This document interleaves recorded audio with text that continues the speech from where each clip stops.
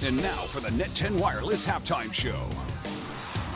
The Salt Lake Temple in downtown Salt Lake City, just a half mile away from the Energy Solutions Arena. We welcome you back into the Energy Solutions Arena for the Net 10 Wireless Halftime Show.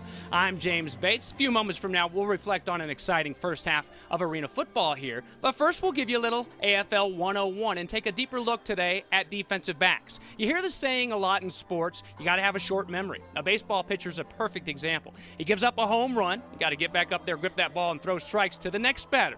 Well, a cornerback, Anthony Herron, in the Arena Football League, a league that averages the offense 52.2 points a game, you're going to get scored on, and you're going to get scored on a lot. You got to forget about it in a hurry. Amnesia is a word that's used quite often in the meeting room for the defensive backs around the AFL because you get scored on so often. You mentioned the scoring average around the Arena Football League, but each individual position, and people don't realize this, have their own responsibilities. Let's take a look.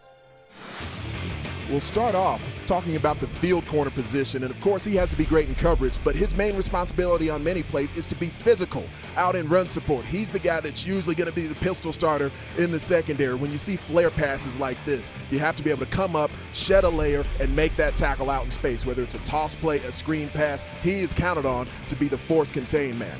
Now, the boundary corner has a slightly different responsibility. He's not normally going to be on the primary receiver, so he can guess more often in coverage. See, Travis Coleman here from Orlando does an excellent job flipping his hips and making the play across the field.